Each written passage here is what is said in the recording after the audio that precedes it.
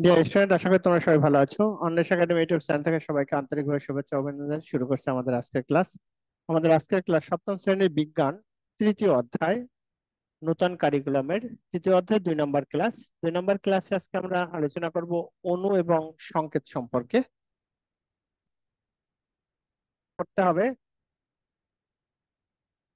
আমাদের বইয়ে, অর্থাৎ 28 পৃষ্ঠায় অণু এবং সংকেত। আমরা শিখেছি যে দুই বা ততোধিক পরমাণুর সমন্বয়ে তৈরি অণু কি হয়, দুই বা ততোধিক পরমাণুর সমন্বয়ে তৈরি হয় একটা অণু। সংকেত থেকে কোনো কোন অণুতে কোন পরমাণু কতগুলো আছে তা জানা যায়। এখন সংকেত থেকে আমরা জানতে পারবো যে কোন পরমাণুর কতগুলো অণু আছে, এটা আমরা জানতে পারবো। একটি সংকেত আসলে একটি অণুর সংক্ষিপ্ত রূপ। একটা সংকেত মানেই কি, একটা অণুর সংক্ষিপ্ত রূপ। অণু গঠনকারী পরমাণুর চিহ্ন দিয়ে একটি সংকেত লেখা হয়। এখন আমরা সংকেত লেখার নিয়ম এবং সংকেত থেকে কি বোঝা যায় তা জানবো। এখন আমাদের জানতে হবে সংকেত লেখার নিয়ম এবং এ থেকে আমরা কি বুঝতে পারি সেটা জানবো। মৌলের উদাহরণ: যে সকল মৌল সাধারণত তরল কঠিন অবস্থায় থাকে, সেগুলো মানে অসংখ্য পরমাণু একসঙ্গে অবস্থান করে, কিন্তু সেগুলো কোন অণু গঠন করবে না। অনেকগুলো অবস্থান করবে কিন্তু সেটা কোনো অণু গঠন করবে না। যার ফলে সোডিয়াম, তামা এবং লোহার মতো এই জাতীয় মৌলের জন্য অণু হিসাবে কোনো সংকেত নাই। এই জাতীয় অণুগুলোর জন্য এটার কোনো সংকেত নাই। তবে কয়েকটি নিষ্ক্রিয় গ্যাস ছাড়া বেশিরভাগ গ্যাসীয় পদার্থ দুইটি মৌল একত্রিত হয়ে একটি অণু গঠন করে, যার ফলে এসব মৌলের সংকেত হিসাবে সেগুলোর প্রতীকের সঙ্গে ছোট করে দুই লেখা হয়। অর্থাৎ উদাহরণস্বরূপ অক্সিজেনের সংকেত হচ্ছে O2। অক্সিজেনের সংকেত হচ্ছে O2। Oxygen O2, hydrogen O2, এগুলো হচ্ছে সংকেত। এটা হাইড্রোজেনের সংকেত, এটা অক্সিজেনের সংকেত, এটা অক্সিজেনের সংকেত। তারপর নাইট্রোজেনের সংকেত আছে N2, নাইট্রোজেন হচ্ছে N2। এগুলো কি, সবগুলোই হচ্ছে সংকেত। তবে কিছু কিছু মৌল আছে যেগুলোর গঠন যেগুলো গঠিত যেগুলো কঠিন এবং তরল অবস্থাতেও নিজেদের দুটি পরমাণু একত্রে হয়ে অণু গঠন করে। কঠিন থাক এবং তরল থাক, দুইটা পরমাণু যুক্ত হয়ে একটা অণু গঠন করবে, সেগুলোর সংকেত ঠিক আগের মতো লেখা হয়। উদাহরণস্বরূপ যেমন বোরন, ব্রোমিন বা ব্রোমিন কি আছে, Br2, এটা হচ্ছে ব্রোমিনের সংকেত। অণু এবং যৌগিক পদার্থের উদাহরণ। একটা অণু এবং যৌগিক পদার্থের উদাহরণ পানি। দেখো, যৌগের সংকেত থেকে আমরা জানি কোন কোন মৌলের পরমাণু সমন্বয়ে গঠিত, সেটা আমরা জানি। যেমন ধরো পানি, পানি কি কি দিয়ে তৈরি? পানি হচ্ছে সংকেত হচ্ছে H2O। তাহলে পানি হাইড্রোজেন আর অক্সিজেন দিয়ে তৈরি। তাহলে কয়টা হাইড্রোজেন? দুইটা হাইড্রোজেন, একটা অক্সিজেন। এইটাই হচ্ছে এটার কথার অর্থ। পানি কি কি দিয়ে তৈরি? হাইড্রোজেন এবং অক্সিজেন দিয়ে তৈরি। আচ্ছা, অক্সিজেন পরমাণু সমন্বয়ে পানির অণু গঠিত। এরপর দিচ্ছে carbon die oxide. Carbon die অক্সাইডের আমাদের পরিচিত একটি গ্যাস CO2। দেখো, এটা কি কি দিয়ে তৈরি? একটা কার্বন দুইটা অক্সিজেন দিয়ে তৈরি, একটা কার্বন দুইটা অক্সিজেন দিয়ে তৈরি। আমাদের পরিচিত আরেকটি গ্যাস হচ্ছে কার্বন ডাই অক্সাইড। আমরা শ্বাস প্রশ্বাসের সময় অক্সিজেন গ্রহণ করি, আমরা এই যে শ্বাস নেই সেই সময় অক্সিজেন গ্রহণ করি, যখন শ্বাসটা বের করে দেই তখন সেটা কার্বন ডাই অক্সাইড ত্যাগ করি। বর্তমানে বায়ুমণ্ডলে কার্বন ডাই অক্সাইড বেড়ে যাওয়ার কারণে গ্রিন হাউস ইফেক্ট এর মাধ্যমে পৃথিবীর তাপমাত্রা বেড়ে পৃথিবীর আবহাওয়ার ভয়াবহ পরিবর্তন হচ্ছে। এই যে বর্তমানে বায়ুমণ্ডলে কার্বন ডাই অক্সাইডের পরিমাণ বাড়ছে, বাড়ার পরে আমাদের এই পৃথিবীর তাপমাত্রা দিন দিন বাইরে যাচ্ছে। তার মানে কি, ভয়াবহ পরিবর্তন হচ্ছে। কার্বন ডাই অক্সাইডের অণু তৈরি হয় কার্বন এবং অক্সিজেন পরমাণু দিয়ে। অণু একটি কার্বনের পরমাণুর সঙ্গে দুইটি অক্সিজেন পরমাণু থাকে। অর্থাৎ এটা, এই যে দেখো, একটা কার্বন অক্সিজেন, দুইটা অণু অক্সিজেন দিয়ে তৈরি। অর্থাৎ কার্বনের প্রতীক C, অক্সিজেনের প্রতীক O। কার্বন ডাই অক্সাইডের অণুর সংকেত হচ্ছে CO2। কার্বন ডাই অক্সাইডের সংকেত হচ্ছে CO2। কার্বন এবং অক্সিজেনের পরমাণু দিয়ে আরো একটি অণু তৈরি হয়, সেই অণুটা হচ্ছে কার্বন মনো অক্সাইড। কার্বন এবং অক্সিজেন দিয়ে তৈরি হয় আরো একটা, সেটাকে বলে কার্বন মনো অক্সাইড। এই যে CO2, CO2 হচ্ছে কার্বন ডাই অক্সাইড। আর সিও হচ্ছে কার্বন মনো অক্সাইড, কার্বন মনো অক্সাইড। এগুলো কিন্তু মুখস্থ রাখতে হবে, CO2 কার্বন ডাই অক্সাইড, আর সিও হচ্ছে কার্বন মনো অক্সাইড। কার্বন ডাই অক্সাইড গ্যাসটি মোটামুটি নিরীহ একটি গ্যাস। এই কার্বন ডাই অক্সাইড গ্যাসটা মোটামুটি নিরীহ, মানে এটা খুব প্রকৃতির গ্যাসটা, কিন্তু কার্বন মনোক্সাইড এটা কিন্তু নিরীহ প্রকৃতির গ্যাস নয়। অর্থাৎ এই কার্বন মনোক্সাইড অত্যন্ত ভয়ঙ্কর বিষাক্ত একটি গ্যাস। কাজেই দেখতে পাচ্ছ, একই পরমাণুর ব্যবহার করে খুবই সাধারণ অণু যেরকম তৈরি করা যায়, ঠিক সেরকম সম্পূর্ণ খুবই বিষাক্ত গ্যাসের অণু তৈরি করা যায়। একই দেখো, কার্বন ডাই অক্সাইড যখন দুইটা অক্সিজেন ছিল তখন সেটা কিন্তু একটা সাধারণ একটা গ্যাস। যখন CO হয়েছে কার্বন মনোঅক্সাইড, তখন সেটা হয়েছে অত্যন্ত বিষাক্ত একটা গ্যাস, যেটা মানব দেহের জন্য মানে খুবই ক্ষতিকারক। কাজেই এটা তো হলো তৈরি করা যায় গ্যাস, বিষাক্ত গ্যাসের অণু তৈরি করা যায়। লবণ, এই যে আমরা যে লবণটা খাই, অর্থাৎ আমরা এই যে খাবারের সাথে যে লবণ খাই, সেটা হচ্ছে সোডিয়াম ক্লোরাইড, NaCl। এই যে সোডিয়াম ক্লোরাইড, এটা হচ্ছে একটা লবণ, এটা হচ্ছে লবণ। যে লবণটা আমরা খাবার লবণ হিসেবে ব্যবহার করি। আমরা তরল হিসেবে পানি এবং বিভিন্ন গ্যাসের অণুর কথা বলেছি, তরল হিসেবে পাইছি পানি আর বিভিন্ন গ্যাসের অণুর কথা বলেছি। এবার আমরা কঠিন পদার্থের অণুর উদাহরণ দেব। এই লবণ, দেখো লবণ কি দানা দানা থাকে না? এটা কিন্তু কঠিন, এটা তরলও না গ্যাসীয় না, এটা একটা কঠিন পদার্থ। আমরা সবাই প্রতিদিনই আমাদের খাবারের সঙ্গে লবণ ব্যবহার করি। লবণ তৈরি হয় সোডিয়াম এবং ক্লোরিন দিয়ে। দেখো লবণ তৈরি হচ্ছে সোডিয়াম, হচ্ছে সোডিয়াম, Cl হচ্ছে ক্লোরিন। লবণ তৈরি হচ্ছে সোডিয়াম এবং ক্লোরিন দিয়ে। তরল কিংবা গ্যাসীয় অণুগুলো নির্দিষ্ট অবস্থায় থাকে না, তরল কিংবা গ্যাসীয় এরা নির্দিষ্ট অবস্থায় থাকবে না, সেগুলো ক্রমাগত নড়াচড়া করতে থাকে। কিন্তু কঠিন পদার্থের অণুগুলো নির্দিষ্ট স্থানে আটকে থাকে। কঠিন পদার্থের অণুগুলো দেখো, লবণ একটা পাত্রে রাখবা ওইভাবেই থাকবে, এটা কিন্তু হবে না, নড়াচড়া করবে না। সেদিক দিয়ে লবণের একটি চমকপ্রদ বৈশিষ্ট্য আছে। লবণের ক্ষেত্রে সোডিয়াম ও ক্লোরিন পরমাণুগুলো অত্যন্ত সুন্দরভাবে ক্লাস বা ক্রিস্টাল হিসেবে সাজানো থাকে। লবণ একদম পরিষ্কার ক্রিস্টাল হিসেবে সাজানো থাকে।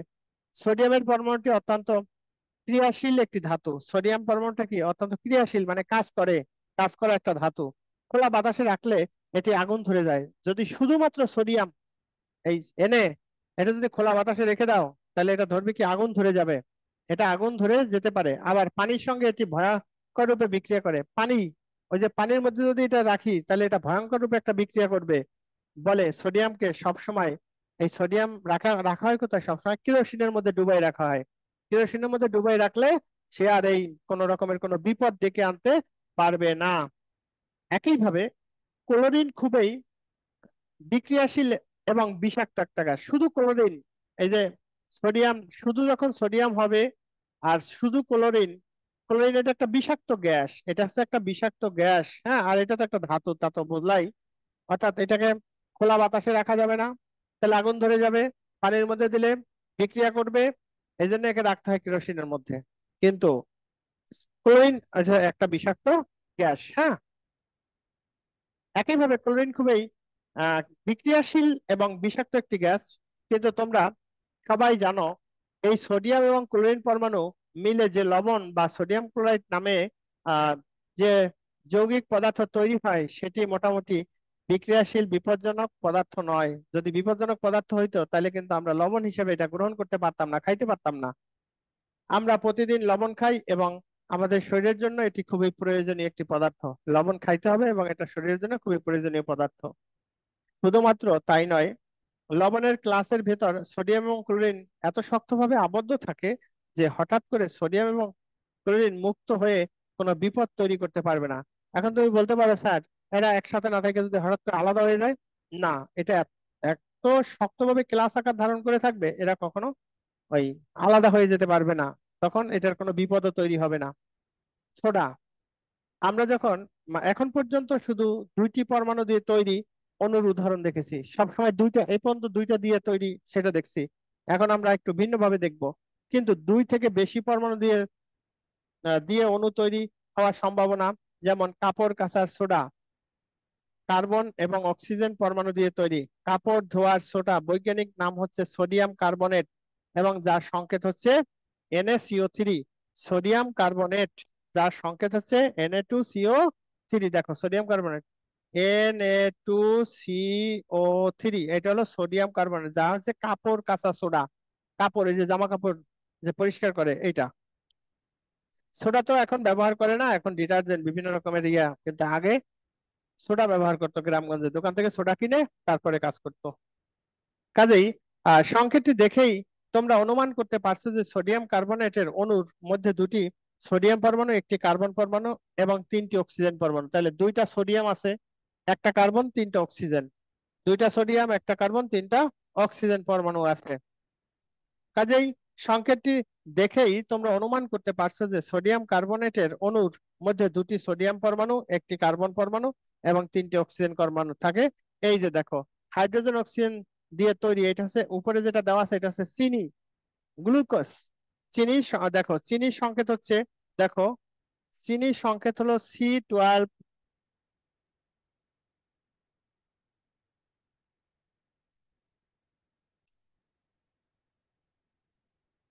চিনি C12H22O11, এটা হচ্ছে চিনির সংকেত। আর এটা হলো চিনি। আর যদি গ্লুকোজ লিখি, গ্লুকোজ C6H12O6, এটা হচ্ছে গ্লুকোজ। গ্লুকোজ, কারণ গ্লুকোজ চিনির মতো অত মিষ্টি না, গ্লুকোজ হালকা মিষ্টি। হুম। তাহলে দেখো এখানে আছে কি, কার্বন। কার্বন আছে কয়টা? 12টা কার্বন। হাইড্রোজেন কয়টা? 22টা হাইড্রোজেন। অক্সিজেন কয়টা? 11টা অক্সিজেন। এখানে কি আছে? কার্বন আছে 6টা, হাইড্রোজেন আছে 12টা, হাইড্রোজেন আছে 12টা, অক্সিজেন আছে 6টা। তাহলে 12টা কার্বন, 22টা অক্সিজেন, আর হচ্ছে 11টা, সরি 22টা হাইড্রোজেন, 11টা অক্সিজেন মিলে হয়েছে চিনি। আর যখন গ্লুকোজ হয়েছে, এটা লিখে রাখো, C6H12O6, গ্লুকোজ হয়েছে কি, অর্থাৎ 6টা কার্বন, 12টা হাইড্রোজেন, 6টা অক্সিজেন মিলে। Okay sir.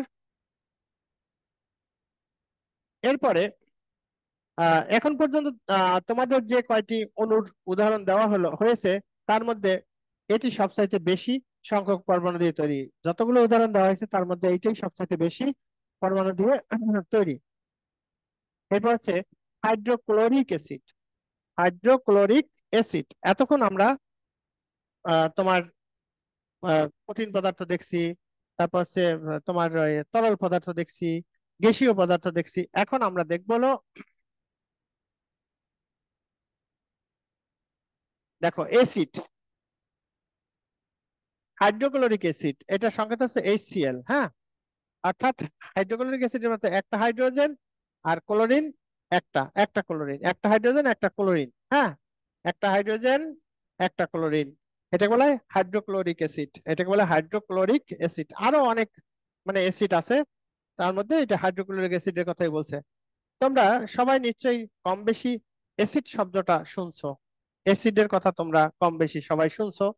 লেবুর রস কিংবা ভিনেগার দুর্বল অ্যাসিড থাকে। লেবুর রস যেগুলো আমরা খাই, অর্থাৎ কোনো কোনো বস্তু টক লাগে, টক লাগা মানে কি, সেটার মধ্যে অ্যাসিড আছে। এই ভিনেগার, এগুলো আমরা খাই। হ্যাঁ, এগুলি খুব দুর্বল অ্যাসিড। কিন্তু শক্তিশালী অ্যাসিড হাইড্রোক্লোরিক অ্যাসিড, শক্তিশালী অ্যাসিড সালফারিক অ্যাসিড H2SO4। এই যে যেমন ধরো H2SO4, এটা হচ্ছে কি সালফিউরিক অ্যাসিড। এটা হলো সালফিউরিক অ্যাসিড, সালফিউরিক অ্যাসিড, এটা হলো সালফিউরিক অ্যাসিড। হ্যাঁ, এগুলি খুব শক্তিশালী অ্যাসিড। তাহলে এবং তোমরা সেগুলো খাবারের মধ্যে ব্যবহার করি। এর পাশাপাশি কিছু অত্যন্ত শক্তিশালী অ্যাসিড আসে, যেগুলো লোহাকে গলিয়ে ফেলতে পারে। এগুলো লোহাকে গলিয়ে ফেলতে পারে, চামড়ার চামড়ার মানে হাতে বা হাত গায়ে কোথাও স্পর্শ করলে সেটা কি হতে পারে, তোমার চামড়া পুড়ে যেতে পারে, সঙ্গে সঙ্গে চামড়াকে পুড়িয়ে ফেলতে পারে। সেরকম কয়েকটি অ্যাসিড হচ্ছে, একটা হচ্ছে হাইড্রোক্লোরিক অ্যাসিড, সালফিউরিক অ্যাসিড, আর আছে আরেকটা নাইট্রিক অ্যাসিড, HNO3। HNO3, এগুলো লিখে রাখো বাবা, এটাকে বলে নাইট্রিক অ্যাসিড। হ্যাঁ, নাইট্রিক অ্যাসিড। তাহলে শক্তিশালী অ্যাসিড দেখলাম কয়টা? তিনটা। একটা হচ্ছে hydrochloric acid, sulphuric acid, nitric acid, এগুলো হচ্ছে সব শক্তিশালী অ্যাসিড। এই অ্যাসিড গুলো খুবই সাবধানে ব্যবহার করতে হয়।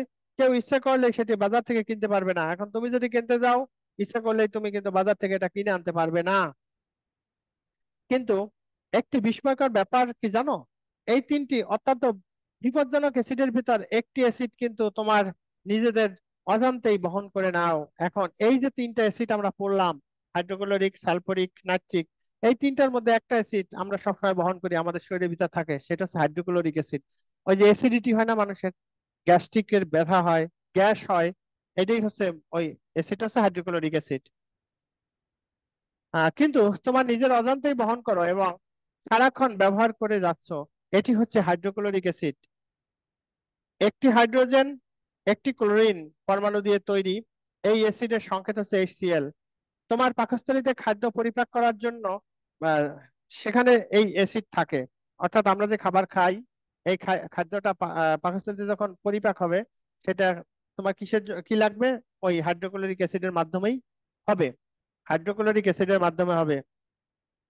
তারপরে আহ মৌলিক পদার্থ, যৌগিক পদার্থ, অণু এবং পরমাণু সম্পর্কে বলার সময় শুধু পরিচিত শব্দ পদার্থের উদাহরণ দেওয়ার চেষ্টা করা হয়েছে। অর্থাৎ এই যে মৌলিক পদার্থ, যৌগিক পদার্থ, এগুলো যখন বলা হয়েছে, সবগুলোই পরিচিত, যে সহজ, সেগুলোর কথাই বলছে। এই পদার্থগুলো তোমাদের আশেপাশে আছে এবং তোমরা এগুলো প্রতিদিন কিংবা নিয়মিত ব্যবহার করে থাকো।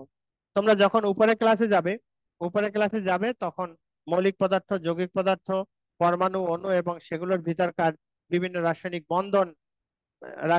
রাসায়নিক বন্ধন সম্পর্কে আরো নতুন নতুন বিষয় সম্পর্কে জানতে পারবে।